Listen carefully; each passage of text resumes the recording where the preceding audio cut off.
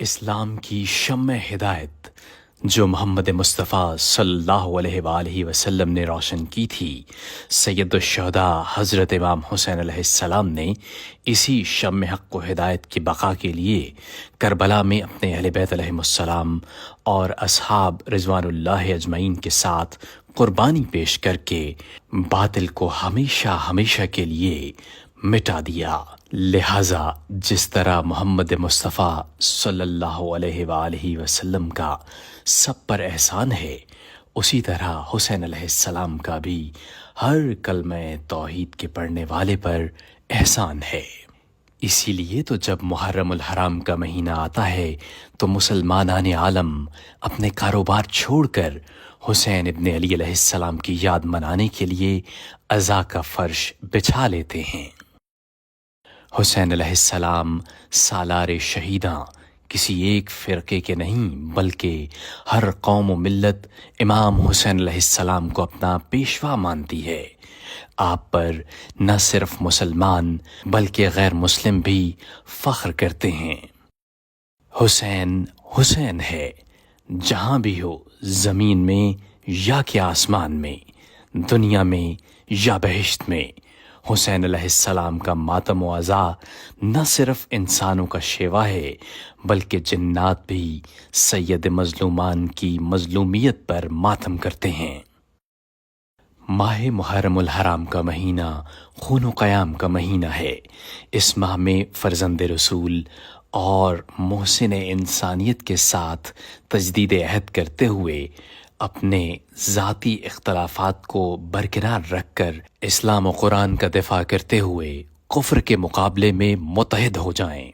آج طاغوتی طاقتیں اسلام اور مسلمانوں کی نابودی کے لیے سازشوں میں مصروف ہیں۔ اے عاشقان شہادت، بیدار ہو جاؤ۔ مشن حسینی کی حفاظت اور آئندہ نسل تک پہنچانا تمہارا فریضہ ہے۔ مجلس کو برپا کرو اور ان کی رونق میں اضافہ کرو۔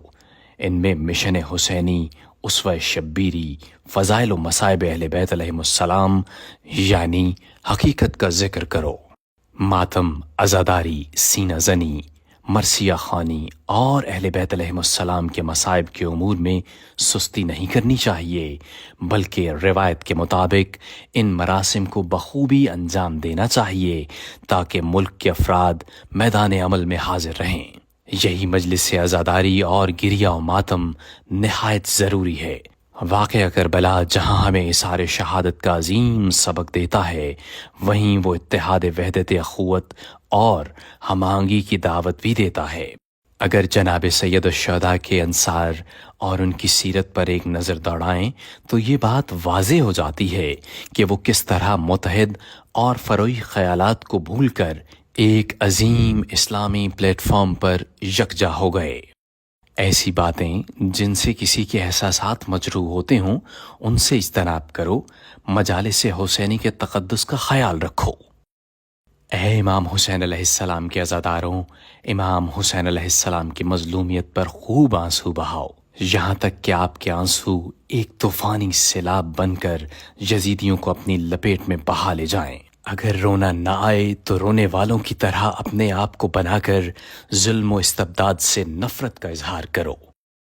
عزاداری ہمارے بنیادی فرائض میں سے ہے۔ یہ عزاداری ہی کی برکت ہے جس نے ہماری قوم کو حیات بخشی ہے۔ اگر عزاداری نہ ہوتی تو آج شیعوں کا نام تک نہ ہوتا۔ یہی ہمیں خدا و رسول اور اہل بیت کے ساتھ مربوط رکھے ہوئے ہے۔ لہٰذا آج ان افراد کو بھی قدر کی نگاہ سے دیکھنا چاہیے جنہوں نے عزاداری کی مجلس اور محافل کو رونق بخشی ہے۔ وہ واعظین عظام اور ذاکرین کرام جو امام حسین علیہ السلام کی یاد دلوں میں تازہ کرتے ہیں۔ ہم امام حسین علیہ السلام کی عزاداری کو تربیت و تزکیہ کا مکتب سمجھتے ہوئے برپا کرتے ہیں تاکہ اس مکتب سے ہم عزت کی زندگی گزارنا سیکھیں، حق کی پیروی اور باطل کے ساتھ ٹکر لینا اور حق و عدالت کے لیے جان دینا سیکھیں۔ فلسفہ قیام امام حسین علیہ السلام کو جاننے کی کوشش کریں، کیونکہ امام حسین علیہ السلام نے جس مقصد کی خاطر اتنی بڑی قربانی پیش کی وہ مقصد کتنا عظیم ہوگا حضرت محمد مصطفیٰ صلی اللہ علیہ وآلہ وسلم کے فرمان پر عمل کرتے ہوئے سید الشہداء کو اپنا مشعل راہ بنا لیں کہ اسی راہ پر چل کر نجات حاصل کی جا سکتی ہے۔ خواتین خاص کر حجاب اسلامی کا لحاظ کرتے ہوئے مجالس اعضاء میں شرکت کریں، چونکہ بے حجابی یزیدیت کا پرچار ہے۔